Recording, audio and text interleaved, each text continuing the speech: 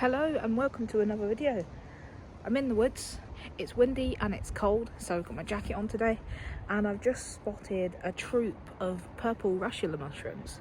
So at first glance I thought these were just regular purple brittle gills, but they seem to have this sort of purple blushing on the stem.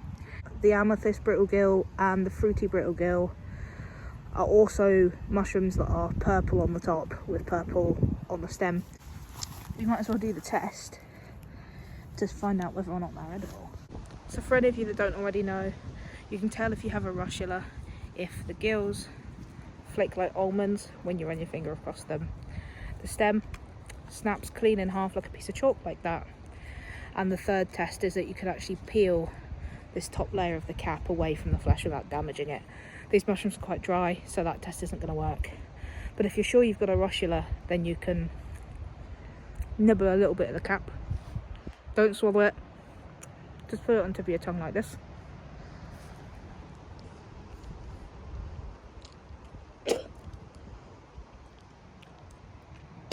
Make sure you spit it out. And if you get a really fiery acrid taste, like a really fiery peppery taste, then it's probably not edible. So I feel like I've eaten a bag of chili. Oh. So you can only do that test if you're 100% sure that it's a russula that you've got. Oh, disgraceful. Oh, see these look like your standard purple brittle gills. But then you've got the other ones that have got the purple flushing on their stems. But see, that looks like just a standard purple brittle gill. So it seems like we've maybe got a couple of different species growing next to each other. See this one? The cap's slightly different on this. See slight variations in the cap colour. So this is why it can be really hard to tell them apart. Let's have a look and see what this is. There you go, see? That's probably the same species of mushroom again, but it's just a slight variation on the cap colour. See this one down here? This one's got loads of purple on its stem. Loads. Very cool. When it comes to mushrooms, I still class myself as a beginner. I do know quite a bit, but I don't know it all. So don't copy what I do in this video, just have it for your viewing pleasure.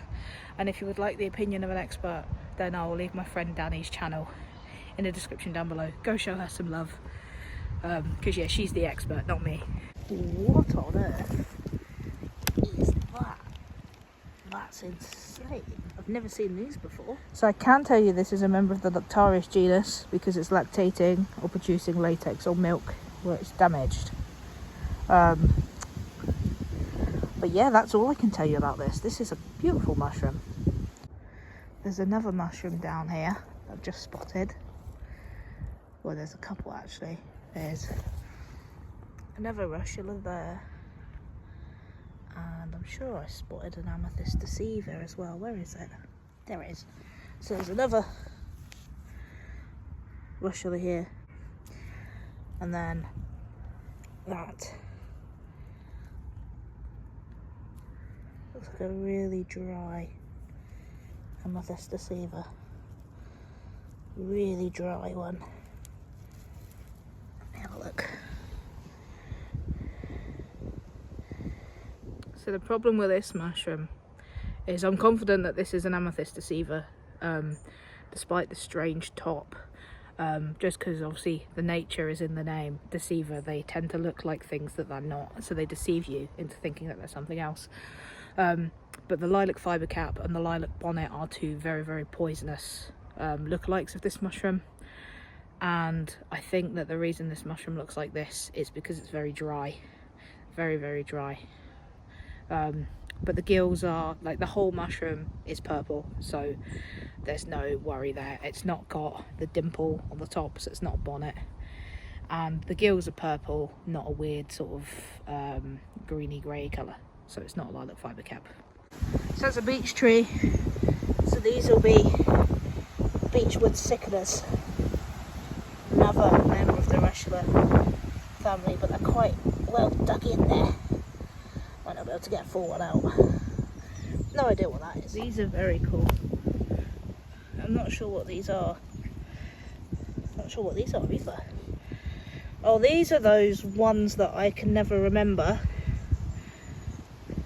Hannah's just spotted a ring of shaggy parasols. That's a good one. See if we can pull this out without damaging it.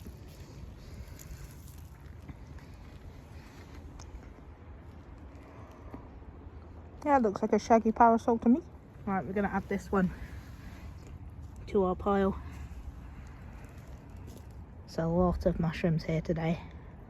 I've managed to find 15 species of mushroom, 11 of which we either know or were able to identify with the guide, and the last couple over here are the remaining mystery mushrooms. So we're not sure about these ones. We know that we've got a couple of Cortinarius and some Lactarius, but they're not in the guide, so I've not actually been able to identify what these are. As for the mushrooms that we do know, we've got loads of russulas, we've got some amanitas, there's parasol mushroom here as well, and some puffballs. Really, really awesome mushrooms. There's a mixture of edible, inedible, medicinal. There's a good mix here. So we'll go through each one and I'll tell you a little bit about them. And yeah, hopefully you guys learn something. And if I get something wrong, make sure that you correct me in the comment section, because sharing is caring and knowledge is power. So let's go.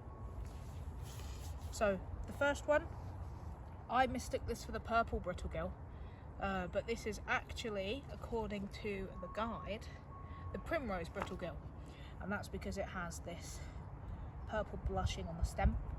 Took a bite out of this, not very nice, so this would be classed as inedible. These ones, I'm not 100% sure if they are the same species, but they were growing in the same sort of proximity as this one, and the guide does state that the cap colour can range from purple all the way down to a sort of dark, almost charcoal burner colour. So they taste the same, so I'm going to categorise all of these as the primrose brittlegill. The next brittlegill that we've got is the beechwood sickener. Usually they're a lot brighter than this, but I know this is the beechwood sickener because it was growing under a beech tree. It's red and it will make you sick. We've also got this one. This one confused me at first, just because I wasn't 100% sure if it was white or if it was yellow. But this is actually a very, very pale yellow colour, and it's got a kind of weird scent to it, and it tastes very, very acrid. So I'm going to say that this could potentially be the geranium brittlegill, which is an inedible russula. So this one, and this one are inedible. This one, however, this is the purple brittlegill, so this is the edible one that I mistook this for. Also quite acrid tasting, quite hot and peppery, but nowhere near as bad as these guys. So this is our first edible. Our second edible is this. This is an amethyst deceiver, and you'd be forgiven for mistaking it for the lilac fibre cap because it has got that colour change, the light colour on the top. But clues in the name, the amethyst deceiver will deceive you, so it will make you think that it's something that it's not. But make sure that you familiarise yourself with the lilac fibre cap and with the lilac bonnet and the rosy bonnet as well. So this is our second edible. This one needs no introduction. This is the fly agaric or Amanita muscaria.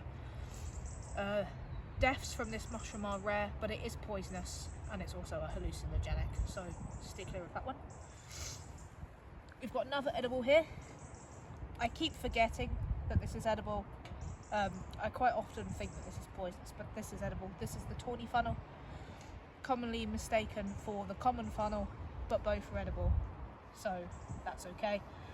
However, you do need to be careful with funnel caps because not all of them are edible and some of them can cause gastric upset. Our next edible mushroom is this. This is a puffball. All puffballs are edible, as long as when you cut them open they are white on the inside. Do be careful of things like the meadow puffball or the mosaic puffballs, because they can be mistaken for the earthball, but as long as they are absolutely white when you cut them open, it should be fine. This one's not a puffball, this is a young birch polypore, so this is a medicinal mushroom. You can also light fires with this mushroom, and if the underside of the mushroom is flat enough, you can slice a piece off of it and use it as an antiseptic, self-adhesive plaster. So this is a really, really important mushroom to know for bushcraft. Next to these, we have the blusher.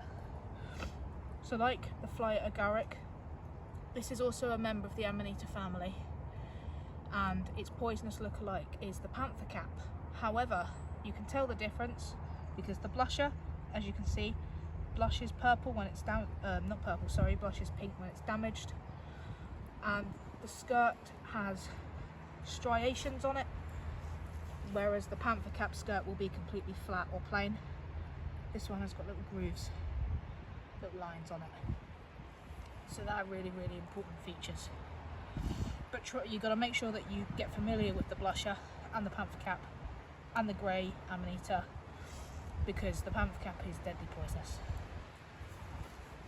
So we've also got this mushroom.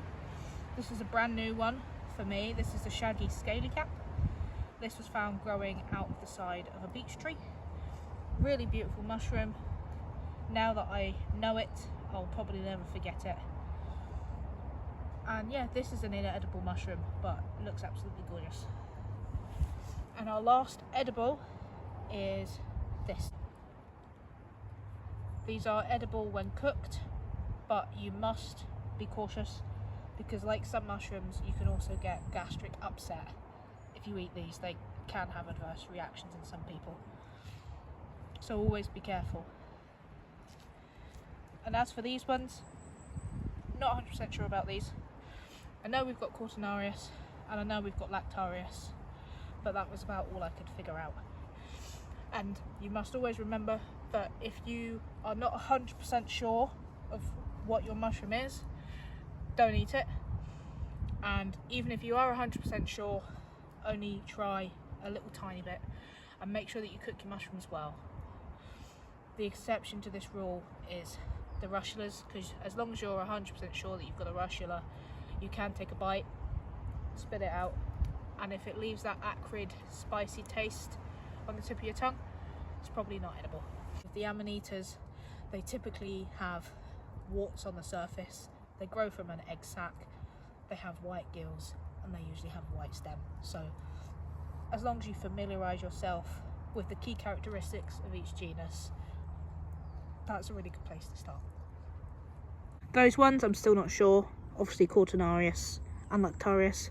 So if anybody in the comment section knows what these are, please let me know, because I actually could not figure it out. So yeah, loads and loads of mushrooms in this haul. I've just thought I'd do a quick voiceover for the end of this video because I forgot to film an outro because I was so excited with all the mushrooms. But we've got an entire russula roulette from the Geranium brittlegill, purple brittlegill. We've got the blusher, Amanita muscaria, funnel caps. We've got all sorts of fantastic mushrooms here. So hopefully you guys found this video useful. There's a puffball there as well. Hopefully you guys found this video useful, and if you like what you see and would like to see more videos from me, be sure to like, subscribe, leave me a wee comment, let me know if there's anything you need help with. Remember, I'm not a professional, so anything that you see here, this is me learning, this is my learning journey.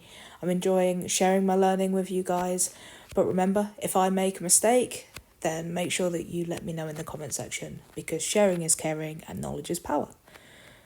Very, very, very happy with that massive, massive parasol mushroom. But yeah, guys, thanks again for watching, and yeah, I'll see you all in the woods.